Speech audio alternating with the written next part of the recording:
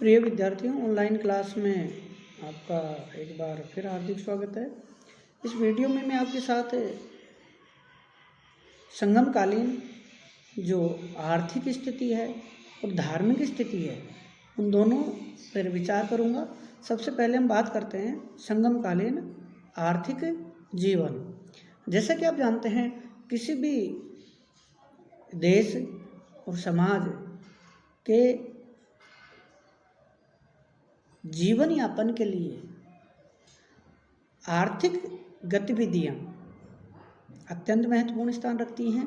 वैसे ही हम जब दक्षिण भारतीय संगमकालीन जो आर्थिक स्थिति की बात करते हैं, और आप ये भी देखते हैं कि आर्थिक जो स्थिति है, आर्थिक जो जीवन है, जो आर्थिक जो गतिविधियां हैं, उसमें कृषि, पशुपालन, उद्योग धंधे, व्यापार वाणिज्य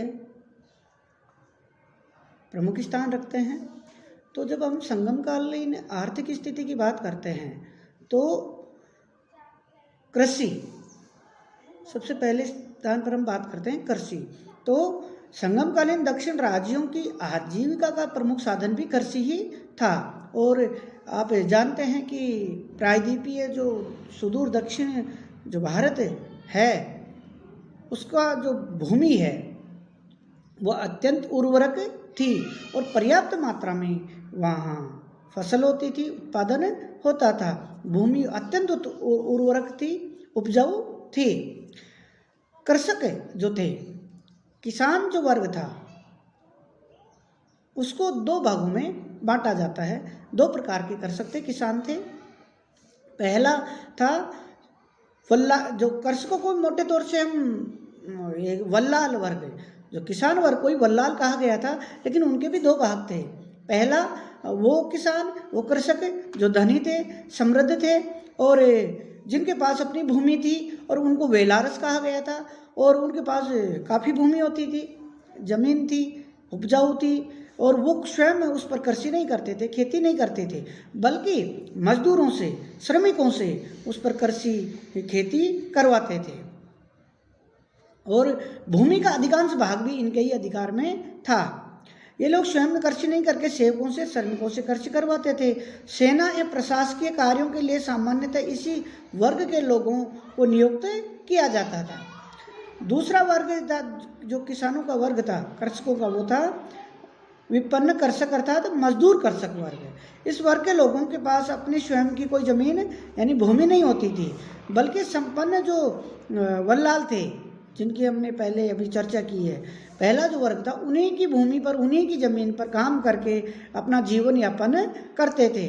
महिलाएं, विशेषकर निम्न जाति की नारियां कृषि का काम करती थी।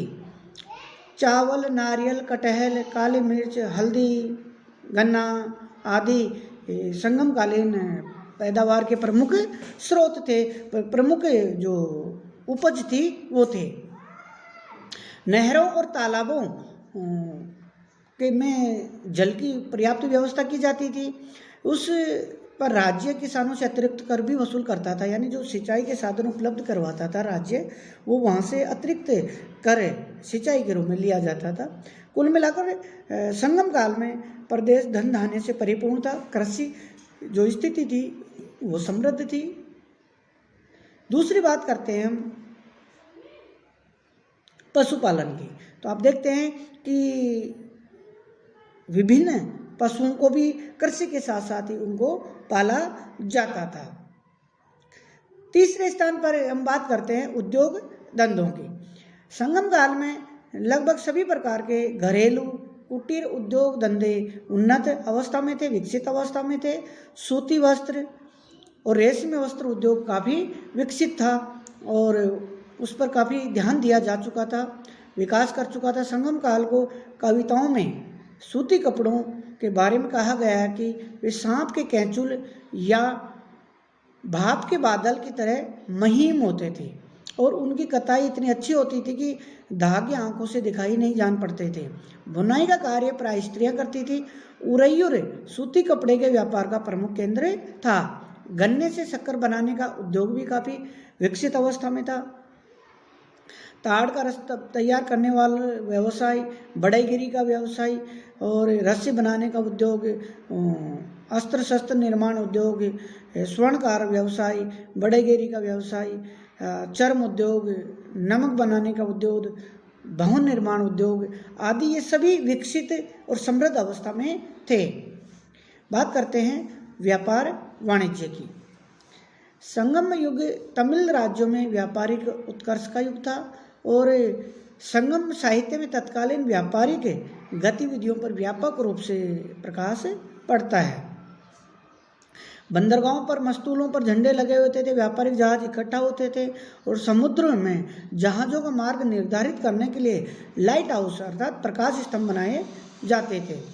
नीरा, तोंडी, आधुनिक पोन्नाली, मुसिरी, कोरकई, कुहूर जो वर्तमान पांडिचेरी है, नेलसिंडा आदि प्रमुख बंदरगाह थे जहाँ से विदेशों के साथ भी व्यापार किया जाता था।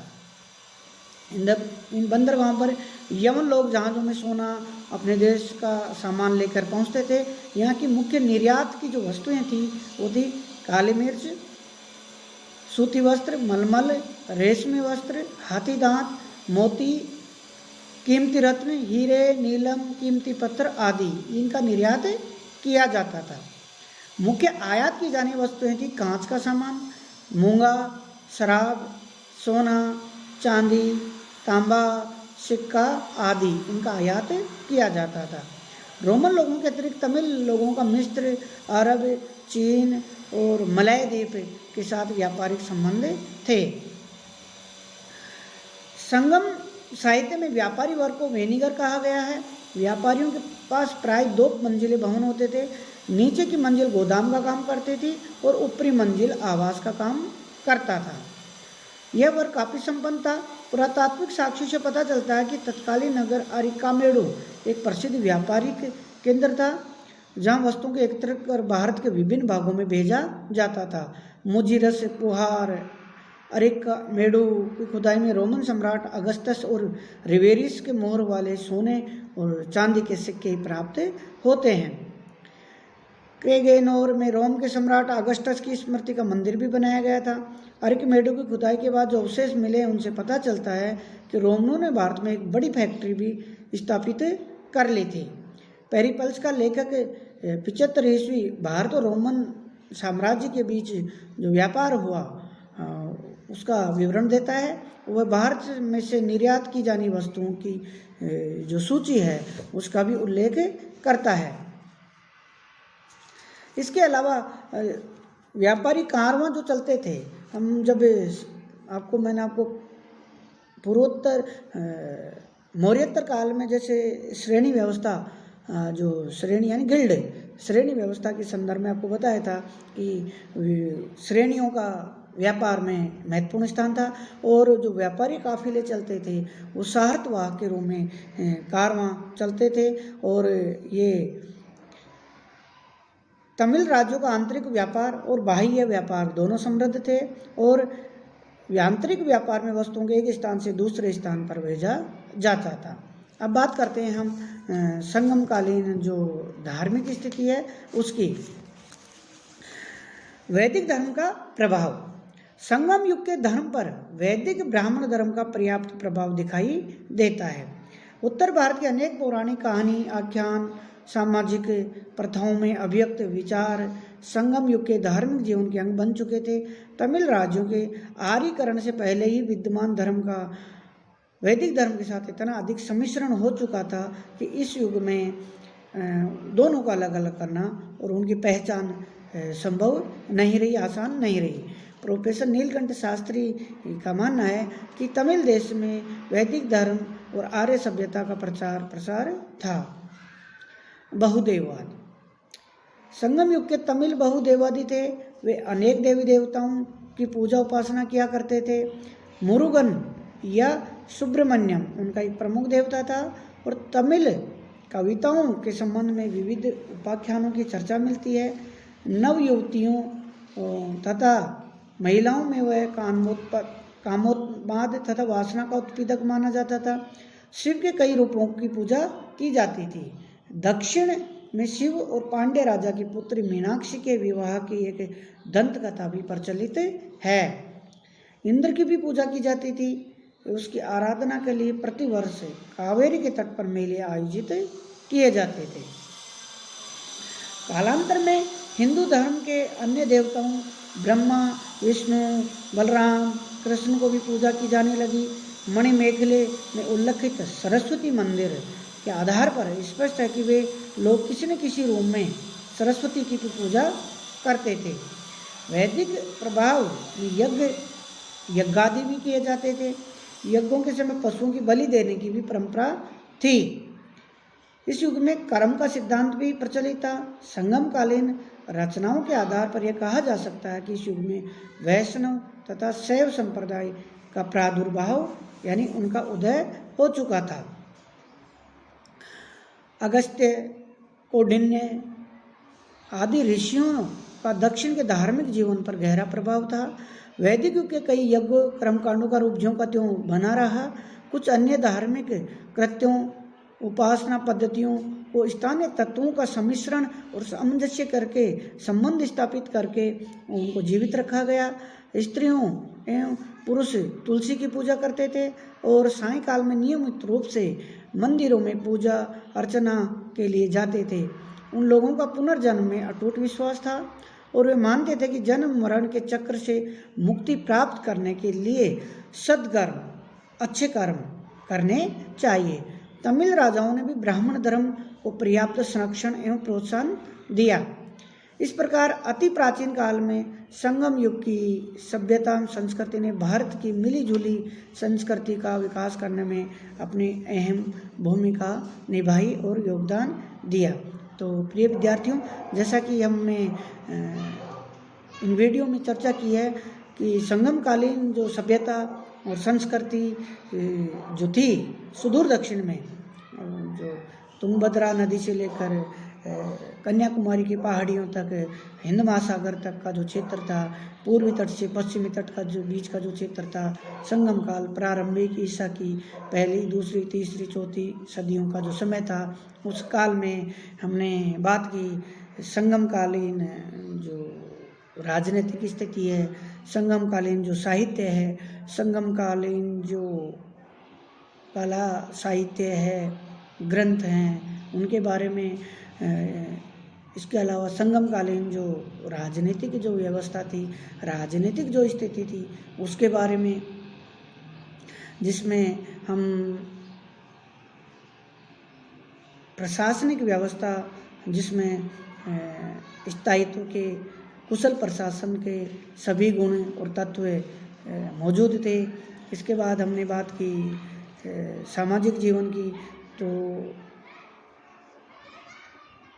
संगमकालीन दक्षिण भारत में जो सामाजिक ढांचा हमें दिखाई देता है वो, और उस पर उत्तर भारतीय जो वैदिक सभ्यता है उसका प्रभाव नज़र आता है।